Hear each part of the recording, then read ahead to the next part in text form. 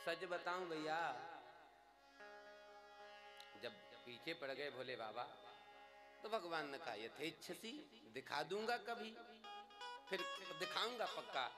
ऐसे ही भगवान ने कहा, भोले बाबा ने कहा ठीक है प्रभु कृपा जरूर करना। ऐसे ही कहा जाए पधारो। जैसे ही शंकर जी अपने घर को, भगवान अपनी तरफ को गए, बीच में ही ठाकुर जी मोहिनी बने मिल गए। अच्छा मजे की बात, भोले बाबा अकेले नहीं आए थे मोहिनी का दर्शन करने, पार्वती को, गणेश जी को, पूरी परिवार को लाए थे। और रास्ते में भगवान मिल गए, मोहिनी बने। जैसे ही शंकर जी ने मोहिनी को देखा, शंकर जी तो पागल हो गए और भगवान को पकड़ने के लिए दौड़े। गणेश जी ने हाथ पकड़ा, पिताजी कहाँ जा रहे? मैया बाजू में खड़ी है, हाथ जड़ को जा, याते सुंदर तेरी मैया थोड़ी है। निवेदन करूं भैया, अब भगवान भोले बाबा कामासक्त हो गए, पत्नी के रूप में प्राप्त करना चाहते भगवान को। ठाकुर जी बोले जी अच्छी आपत बनी। अब आगे आगे ठाकुर जी भाग रहे हैं, पीछे पीछे भोले बाबा त्रिशूल डमरू लिए। भैया अब भोले बाबा ने त्रिशूल डमरू फेंकी, ऐसी दौड़ लगाई कि भगवान को कस के पकड़ लिया। और जैसे ही पकड़ा सही भगवान ने अपना रूप द्रोहित कर दिया। लेकिन भोले बाबा कामासक्त हो गए थे, तो भोले बाबा का तेज पतन हो गया। भगवान का, भोले बाबा का वीर स्खलित हो गया। अब इतना सामान्य तो है नहीं भोले बाबा, अब क्या किया जाए इसका, एक नई कथा है इसमें। तुरंत महाराज उसको एक पत्ते पर रखा गया है और वायु ने अपने वेग से इतना तेज ले गए हैं, उसको उड़ा के ले गए हैं। उसी वक्त भगवती अंजना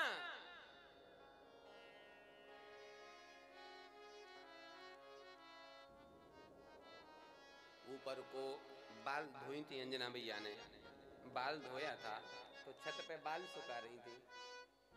अब शिव पुराण में थोड़ा अलग लिखा है और अन्य पुराणों में अलग कथाएं हैं। शिव पुराण में तो लिखा है कि वायु भगवान इतने वेग से लाए हैं कि महाराज उस वीर्य को अंजना मैया के कान के द्वारा गर्भ में उस तेज को स्थापित कर दिया।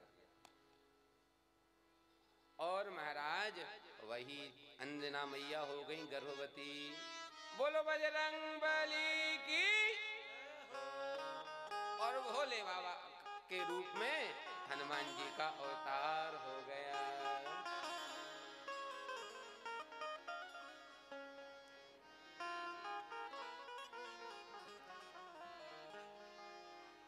ऐसे एक हनुमान जी के रूप में भी शंकर जी का ही अवतार है। बोलो शंकर भगवान की जय हो।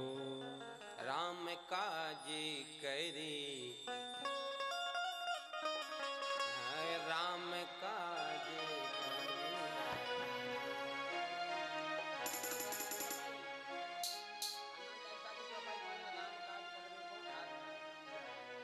राम काज करिबे को रसिया, राम काज करिबे को रसिया।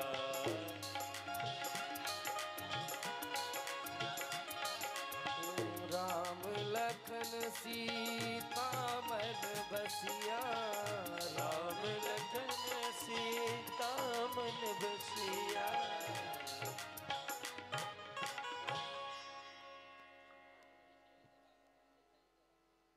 महाराज हनुमान जी महाराज का अवतार ही हुआ है राम जी की सेवा करने के लिए। और जैसी श्री हनुमान जी महाराज ने भोले बाबा के रूप में सेवा की है, ऐसी कोई सेवा कर नहीं सकता है। भगवान ने कहा है,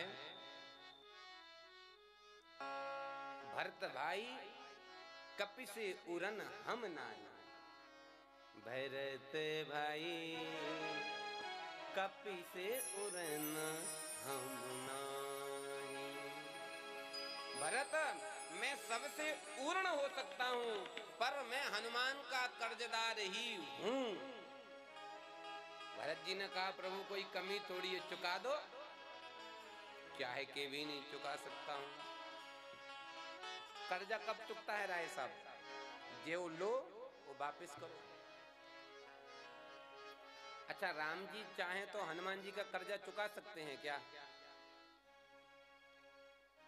अब चाहे भी चुकाना तो पहले एक रावण बनाएं, फिर हनुमान का विवाह कराएं, फिर उनकी पत्नी की चोरी कराएं, वो नहीं हो सकता।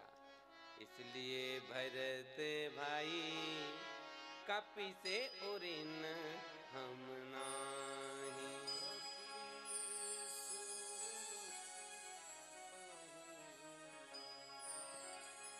ऐसे भोले बाबा के अनेक चरित्र हैं। हनुमान जी के यहाँ 2 अध्यायों में हनुमान जी का संपूर्ण चरित्र का वर्णन है। हनुमान जी भगवान सूर्य से पढ़ने गए हैं। हनुमान जी महाराज ने सूर्य को, जैसे जन्म हुआ हनुमान जी का, तो जन्म होते ही साथ मैया से बोले मैया भूख लगी है, जन्म लेते ही साथ। तो माता ने कहा बेटा नेक रुक जा, पहले पूजा कर लूं फिर खाने को दे रही। ना ना बहुत तेज भूख लगी। तो मैया ने कहा जा फल रखे हैं अंदर। तो हनुमान जी अंदर गए तो हनुमान जी को फल तो दिखे नहीं, पर खिड़की से सुबह सुबह सूर्य निकल रहे थे तो लाल लाल फल दिखा। तो लगा दी महाराज छलांग और सूर्य को जाके मुंह में रख लिया। इंद्रादिक देवताओं हाहाकार करने लगे।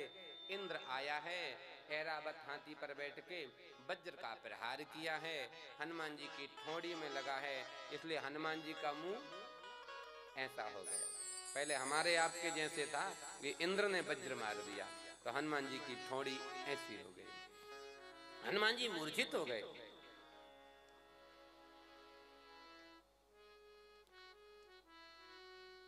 अब जैसे हनुमान जी मूर्छित होके गिरने लगे हैं, त्राही त्राही मच गई। पवन देव ने हनुमान को तो पकड़ लिया और यहाँ पर पवन देव ने अपनी वायु का संचार बंद कर दिया। अब एक बात बताओ, अगर हवा बंद हो जाए तो आदमी का जीवन तुरंत बंद हो जाए। अब तो सबने सोचा पूरा दुनिया ही नष्ट हो जाएगी, क्या करें? भगवान की शरण में गए। भगवान ने कहा हमारे बस की बात नहीं है, पवन देव को मनाओ। पवन देव से कहा, बोले पहले बेटा को सही करो। तब ब्रह्मादिक देवता आए हैं और सबने हनुमान जी महाराज को अपार वरदान दिए हैं।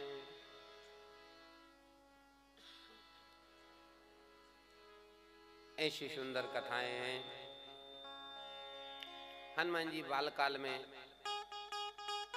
बहुत, अब बानर के रूप में ही तो है ना, विशिष्टेन नरा इति बानरः, मनुष्य से भी श्रेष्ठ जो नर है वो बानर है। जो मनुष्य ना करे सो बंदर कर सके। आप लोगों ने कभी खेल देखा मदारी बंदर का? कैसे कैसे लीला करता है। और एक बात बताऊं, बहुत ज्यादा क्रोधी होता है बंदर और डरपोक भी बहुत ज्यादा होता है। क्रोध देखना तो हनुमान जी का देख लो और डरपोक देखना तो सुग्रीव को देख लो। भागऊं तो रद तजाऊं यह सहला।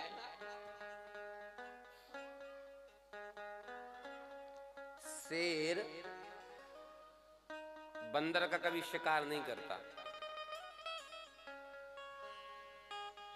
जब शेर को कहीं शिकार नहीं मिलता, एक तो शेर एक बार शिकार करता है फिर 8-10 दिन तक, फिर उसके बाद रोज शिकार नहीं करता शेर। शेर आज भूख लगी है उसको, एक दिन शिकार कर लिया, 4-5 दिन तक पड़ा रहता है। जब वो पच जाता फिर उसको भूख लगती नहीं जाता।